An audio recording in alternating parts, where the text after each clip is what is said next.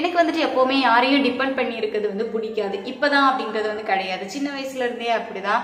இப்போ ஸ்கூல்ல ஏதாவது வாங்கணும், நோட்டு வாங்கணும், பென்னு வாங்கணும், இல்லை ஸ்கூல்ல ஏதாவது அமௌண்ட் கேட்பாங்கல்ல, அந்த மாதிரி கொடுக்கணும் அப்படிங்கும்போது வீட்டில் கேட்கணும் அப்படின்ட்டு நான் ரொம்ப யோசிப்பேன். அம்மாட்ட கேட்கறதுக்கும் சரி, அப்பாட்ட கேட்கறதுக்கும் சரி, ரொம்ப யோசிச்சு பட் அவங்களுக்கு அது தெரியுமா அப்படிங்கிறது எனக்கு தெரியல. ரொம்ப யோசித்து எனக்கு என்னமோ ஒரு கில்ட்டாக இருக்கும், அவங்கள கஷ்டப்படுத்துகிறோமோ அப்படிங்கிற மாதிரி சின்ன ஃபீல் வந்து எனக்கு இருந்துகிட்டே இருக்கும் எப்போவுமே. அதனால எனக்கு அமௌண்ட் கேட்கும்போது அப்படி ஒரு தயக்கமாக தான் வந்து இருந்துச்சு. ஸ்கூல் டேஸ், காலேஜ் டேஸ் இந்த மாதிரி போச்சுது. அதனாலேயே நான் வந்து ஒர்க் போகணும், சம்பாதிக்கணும் அப்படிங்கிற ஆசையெல்லாம் வந்து இருந்துச்சு.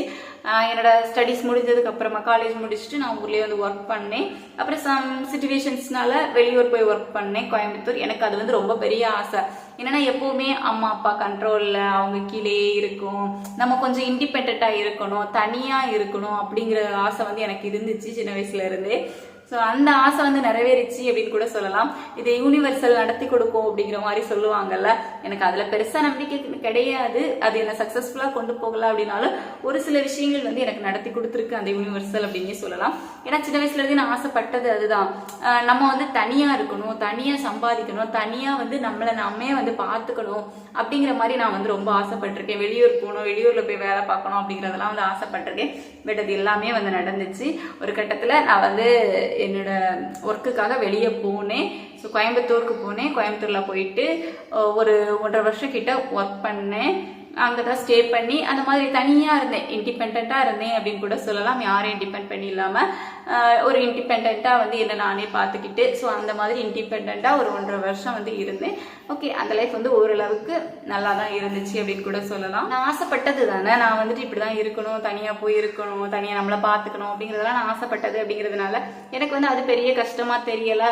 அங்கேயே வந்து நான் இன்னும் சில விஷயங்கள் கவர்மெண்ட் எக்ஸாமுக்கு இந்த மாதிரிலாம் வந்து சில விஷயங்கள் வந்து பண்ண ஆரம்பித்தேன். போலீஸ் ட்ரைனிங்க்கெல்லாம் வந்து போலீஸ் எக்ஸாம் எழுதி அதிலெல்லாம் பாஸ் ஆகி அதில் ட்ரைனிங் கூட ட்ரைனிங் இல்லை, அதுனா நமக்கு ஃபிசிக்கல் வரும்ல, எக்ஸாமில் வந்து பாஸ் ஆகிட்டேன். அதுக்கடுத்து வந்து நமக்கு ஃபிசிக்கலில் வந்துட்டு நான் அந்த அளவுக்கு வந்துட்டு ஸ்போர்ட்ஸ்லாம் கிடையாது. சின்ன வயசுலேருந்து ஸ்கூலில் காலேஜில் எந்த ஒரு ஸ்போர்ட்ஸ்லையுமே நம்ம கலந்துக்கிட்டதே கிடையாது. பட் அங்கே போயிட்டு ஃபர்ஸ்ட் டைமாக கிரவுண்டில் இறங்கி ப்ராக்டிஸ் எல்லாம் பண்ணி ஃபிசிக்கல் போயிட்டு அங்கே அவுட் ஆகி வெளியே வந்துட்டேன். அது அப்படி போச்சுது. பட் அது பிஸியாக ரொம்ப நல்லா இருந்துச்சு அப்படின்னு வந்து சொல்லலாம். ஒரு 1.5 வருஷம். அதுக்கப்புறமா என்னாச்சுதுன்னா மேரேஜுக்கு கொரோனா பீரியடில் தான் வந்துட்டு எனக்கு மேரேஜ் 2021. அதுக்காக கோயம்புத்தூர்லேருந்து ஊருக்கு வர மாதிரி இருந்துச்சு. ஊருக்கு வந்ததுக்கப்புறமே அப்போவுமே எனக்கு ஒன்று ஆசை என்ன அப்படி இருந்துச்சுன்னா, வெளியூர் போகணும். வெளியூர் அதாவது மாப்பிள்ளை பார்த்தீங்கன்னா நம்ம கன்னியாகுமரியாக, எனக்கு வந்து கன்னியாகுமரி நேட்டிவ், வீடியோஸ் ரெகுலராக பார்க்குறீங்க அப்படின்னா வந்து தெரிஞ்சிருக்கும். ஸோ கன்னியாகுமரியாக தான் இருக்கணும் அவங்களுக்கு சொந்த ஊர், ஆனால் அவங்க வெளியூரில் இருக்கணும், வெளியூரில் வேலை பார்க்கணும் அப்படிங்கிற ஆசை வந்து எனக்கு இருந்துச்சு. அதையுமே யூனிவர்சல் நடத்தி கொடுத்துச்சு அப்படின்னு வந்து நான் சொல்லுவேன். அவங்க வந்து அவங்களோட நேட்டிவ் வந்து கன்னியாகுமரி, பட் சென்னையில் ஒர்க் பண்ணாங்க. ஓகே, எனக்கு அதனால தான் நான் வந்து ஓகே சொன்னேன் அப்படி கூட சொல்லலாம். வெளியே போகலாம், வெளியூர் போகலாம். எனக்கு வந்து பெருசாக ஊரில் இருக்கிறதுல வந்து விருப்பம் கிடையாது. ஏன்னா ஊர்லேயே இருந்தோம் அப்படின்னா அவ்வளோவா வந்துட்டு கண்டுக்க மாட்டாங்கல்ல. இப்போ வெளியூர் போயிட்டு வரோம் அப்படிங்கும்போது ஒரு ரெஸ்பெக்ட் இருக்கும் நமக்கு தனியாக. நம்ம ஊருக்கு வந்தோம் அப்படின்னா நம்மளை வந்து நல்லா பார்த்துப்பாங்க அப்படிங்கிற இதெல்லாம் எனக்கு உண்டு, சில தாட்ஸ் வந்து உண்டு. அதனாலயே ஓகே அப்படின்னு சொல்லிட்டு ஆஃப்டர் மேரேஜ் வந்து நாங்கள் சென்னை போனோம். பட் நான் வந்து ப்ரீவியஸாக ஒரு விளாக் போட்டிருக்கேன். அதில் வந்து நான் வந்து இந்த பாட்டை வந்து முக்கியமாக ஷேர் பண்ணியிருப்பேன். இந்த மாதிரி இருந்தால் மட்டும் வெளியூர் போங்க, இல்லைனா போகாதீங்க அப்படின்னு சொல்லிட்டு. கண்டிப்பாக நீங்கள் பார்க்கல அப்படின்னா கண்டிப்பாக செக் பண்ணி பாருங்கள். அதில் டீட்டெயிலாக வந்து சொல்லியிருக்கேன். ஸோ அந்த அளவுக்கு திருப்தியாக இல்லை அப்படின்னு கூட சொல்லலாம். ஃபர்ஸ்ட் 1 இயர் அவ்வளோ ஸ்ட்ரகிள், ரொம்ப கஷ்டப்பட்டோம். ஃபினான்ஷியலாகவும் சரி, எல்லாமே வந்து அக்செப்ட் பண்ணாலும் எனக்கு அரேஞ்ச் மேரேஜ் வேறு. ஸோ அதுக்கு எல்லாத்துக்குமே எனக்கு ஃபர்ஸ்ட் 1 இயர் வந்து தேவைப்பட்டுது. ரொம்ப ஸ்ட்ரகிள் பண்ணேன் அப்படின்னு கூட சொல்லலாம். ஆஃப்டர் 1 இயர் ஓகே ஓரளவு செட்டில் ஆகிற மாதிரி வந்தோம். அந்த டைமில் பார்த்து ப்ரெக்னென்ட் ஆனேன். 1 இயருக்கு அப்புறம் தான் ப்ரெக்னன்சி பிளான் பண்ணி ப்ரெக்னென்ட் ஆனோம். நான் வந்து இங்கே ஊருக்கு வந்திருந்தேன். அந்த டைமில் அவங்க சில சிச்சுவேஷன்ஸ்னால இங்கே கோவா வர வேண்டிய சிச்சுவேஷன்ஸ். இதெல்லாம் எப்போ நடந்துச்சு அப்படின்னா 2023 நடந்துச்சு. 2023 மார்ச்சில் வந்து நடந்துச்சு. அப்போ நான் வந்து என்னோட டெலிவரிக்காக ஊரில் தான் இருந்தேன். ஏப்ரலில் என்னோட பேபி வந்து பார்ன் ஆனார். அதுக்கப்புறமா அவங்க இங்கே ஒர்க் பண்ணாங்க. நான் வந்துட்டு ஒரு 2 இயர்ஸ் பார்த்தீங்கன்னா அங்கே தான் இருந்தேன், நேட்டிவில் தான் இருந்தேன்.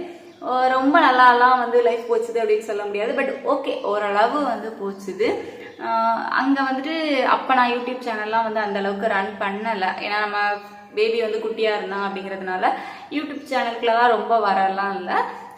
சும்மா வீட்லேயே வந்துட்டு அம்மா சின்ன சின்ன வேலைகள் வந்து வீட்டில இருந்தே பார்ப்பாங்க. அந்த மாதிரி வேலைகள் வந்து அம்மா கூட பண்ணிக்கிட்டு ஒரு மாதம் பார்த்தீங்கன்னா ஒரு 2000 ரூபாயிலேருந்து 3000 ரூபாய்க்குள்ள என் கையில் வரும். அதை வச்சு ஏதாவது பண்ணிக்கிட்டு சின்ன சின்ன சேவிங்ஸ் பண்ணுறது எனக்கு ரொம்ப பிடிக்கும். எனக்கு சேவிங்ஸ் மேலே அவ்வளோ இன்ட்ரெஸ்ட்டு. பட் அதுக்கான ஆப்பர்ச்சுனிட்டி எனக்கு இல்லை அப்படின்னு கூட சொல்லலாம். ஏன்னா நம்ம கையில் வந்து அமௌண்ட் வருது அப்படிங்கும்போது தான் நம்ம அந்த சேவிங்ஸ்குள்ளே போக முடியும். இல்லை அப்படிங்கும்போது கஷ்டம்தான். ஸோ எனக்கு வந்து இந்த மாதிரி ஏதாவது வேலைகள் பண்ணி இந்த மாதிரி காசு வருது அப்படிங்கும்போது நான் சேவிங்ஸ் பண்ணணும் அப்படின்னு ஆசைப்பட்டேன். ஸோ அதுக்காக என்னோட பர்சனலாக நான் ஓப்பன் பண்ண அக்கௌண்ட் வந்துட்டு பேங்க் அக்கௌண்ட்டில் நான் போடவே கூடாது அப்படிங்கிறதுல தெளிவாக இருந்தேன். ஏன்னா நம்மக்கிட்ட இப்போ வந்துட்டு ஏடிஎம் கார்டு அந்த மாதிரி சில விஷயங்கள்லாம் இருக்குது. நம்ம தேவைப்படும் போது டக்குன்னு அந்த அமௌண்ட்ஸ் எல்லாம் வந்து எடுத்துப்போம். கூகுள் பே, ஜிபே இதெல்லாம் வச்சுட்டு நம்ம அமௌண்ட் வந்து ஈஸியாக வந்து செலவு பண்ணிடுவோம். ஷாப்பிங் பண்ணுறது, ஆன்லைன் ஷாப்பிங்லாம் நிறையா இருக்குதுல்ல. ஸோ அந்த மாதிரி விஷயங்கள் பண்ணக்கூடாது அப்படின்னு சொல்லிட்டு பர்சனலாக வந்துட்டு ஒரு அக்கௌண்ட் ஓப்பன் பண்ணி அதில் வந்து எனக்கு கையில் வரக்கூடிய சின்ன சின்ன அமௌண்ட்டை வந்து போட்டு வச்சேன். ஓரளவு நல்லா போச்சுது. 2025 வந்து வந்துடலாமா, அந்த மாதிரியே வந்து ஒரு 2 இயர்ஸ் போயிடுச்சு. அதுக்கப்புறமா 2025 இதையும் அம்மா வீட்டில் இருக்கோம். இப்போ ஏற்கனவே வந்து 2 இயர்ஸ் நம்ம இருந்துட்டோம்ல, இன்னும் இருந்தால் நல்லா இருக்காது அப்படின்னு சொல்லிட்டு 2025 நான் கண்டிப்பாக இங்கே வருவேன் அப்படின்னு சொல்லி அவங்கள்ட்ட ஃபைட் பண்ணி தான் நான் வந்தேன் அப்படின்னு கூட சொல்லலாம். இது வரைக்கும் நான் ஆசைப்பட்ட சில விஷயங்கள், அதாவது யூனிவர்சல் எனக்கு நடத்தி கொடுத்துச்சு. அதாவது நான் வெளியூர் போகணும் அப்படின்னு ஆசைப்பட்டேன். எனக்கு அந்த விஷயம் நடந்துச்சு. இண்டிபெண்டாக இருக்கணும்னு ஆசைப்பட்டேன், அது நடந்துச்சு. அதுக்கப்புறம் ஆஃப்டர் மேரேஜ்மே ஹஸ்பண்ட் வந்து வெளியூரில் இருக்கணும்னு ஆசைப்பட்டேன், அது நடந்துச்சு அப்படின்னு கூட சொல்லலாம்.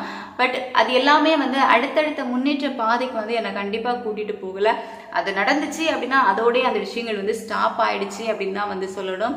நான் கோயம்புத்தூர்ல ஒர்க் பண்ணியிருந்தேன்னு சொன்னேன்ல, அப்போ என்னோட சேலரி பார்த்தீங்க அப்படின்னா 8000 தான். இந்த 8000 வச்சு அது எந்த இயர் அப்படின்னா 2019-20 அதை வச்சு தான் நான் வந்து எல்லா செலவுகள் எல்லாமே வந்து பார்க்கணும். அது ரொம்ப கஷ்டம்.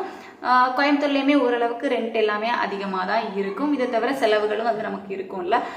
என்னோட செலவுக்கு தான் வந்து கரெக்டாக இருக்கும். ஒரு மாதம் வந்துட்டு ஒரு 2000 ரூபாய் நம்ம வந்து சேவ் பண்ணுறதே பெரிய விஷயம் அப்படின்னு சொல்லலாம். அந்த மாதிரி தான் அந்த கோயம்புத்தூரில் உள்ள அந்த நாட்கள் வந்து போச்சுது.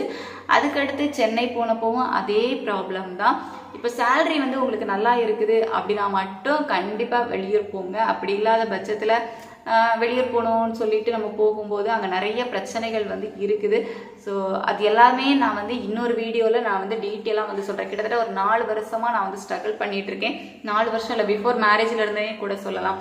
பிஃபோர் மேரேஜ்மே நான் கோயம்புத்தூரில் போயுமே சில ஸ்ட்ரகிள்ஸ் வந்து பண்ணியிருக்கேன். அது எல்லாமே நான் உங்களுக்கு தனியாக வீடியோவில் ஷேர் பண்ணுறேன். கண்டிப்பாக வெளியூர் போகணும்னு நினைக்கிறவங்க வந்துட்டு இதெல்லாம் பார்த்துட்டு இதெல்லாம் ஓகேவா இருக்குது அப்படின்னா மட்டும் போங்க. கண்டிப்பாக நெக்ஸ்ட் வீடியோவாக கூட நான் அதை வந்து ஷேர் பண்ணுறேன். இல்லை அப்படின்னா கண்டிப்பாக வெளியூர் போகாதீங்க. வெளியூர் வாழ்க்கையில் நான் வந்து அவ்வளோ கஷ்டப்பட்டு அவ்வளோ ஸ்ட்ரகிள் வந்து அனுபவிச்சிட்டேன். அதுதான் வந்து நம்ம கூட ஷேர் பண்ணிக்கணும் அப்படின்னு நினச்சேன். பெரிய அச்சீவ்மெண்ட் அப்படின்னு வந்து எனக்கு எதுவுமே கிடையாது. அந்த ஒரு சில விஷயங்கள் யூனிவர்சல் நடத்தி கொடுத்ததை தவிர அதுலேருந்து முன்னேற்ற பாதை வந்து எதுவுமே இல்லை. நான் சொன்ன மாதிரி எல்லாருமே என்னைக்காவது ஒரு நாள் நம்ம வாழ்க்கை வந்து மாறும் அப்படிங்கிற நம்பிக்கையில தானே ஓடிக்கிட்டே இருப்பாங்க. அந்த மாதிரி தான் வந்து நாங்களுமே ஓடிக்கிட்டே இருக்கோம். நீங்களும் வந்து உங்க முயற்சிகளை கைவிடாம தொடர்ந்து பண்ணிக்கிட்டே இருங்க. கண்டிப்பா என்னைக்காவது ஒரு நாள் உங்க லைஃப் வந்து சக்சஸ் ஆகும். யாராவது ஒருத்தங்களுக்கு மோட்டிவேஷனா இருக்குது அப்படின்னா கூட எனக்கு வந்து ரொம்ப ஹாப்பி தான். ஏன்னா எனக்கு அந்த மோட்டிவேஷன் இல்லாம நான் வந்து ரொம்ப டவுன் ஆகி நிறைய விஷயங்களை வந்து நான் வந்து இழந்திருக்கேன் அப்படின்னு கூட சொல்லலாம். நம்ம ஒரு ஸ்டெப் எடுத்து வைக்கிறோம் அப்படிங்கும்போது நமக்கு கண்டிப்பா பின்னாடி ஒரு சப்போர்ட் வந்து தேவை. அந்த சப்போர்ட் இருந்துச்சு அப்படிங்கும்போது நம்ம எந்த ஒரு விஷயங்களையும் தைரியமா வந்து பண்ணலாம்.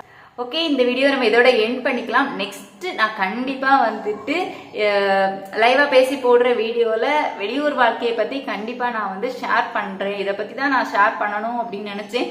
பட் இந்த வீடியோல மிக்சடா வந்து யூடியூப் லைஃப் அந்த மாதிரி மிக்சடா வந்து போயிடுச்சு. ஸோ நெக்ஸ்ட் வீடியோல கண்டிப்பா வந்து அதை பத்தி தனியா டீட்டெயிலா வந்து ஷேர் பண்றேன். Thank you so much. Bye by.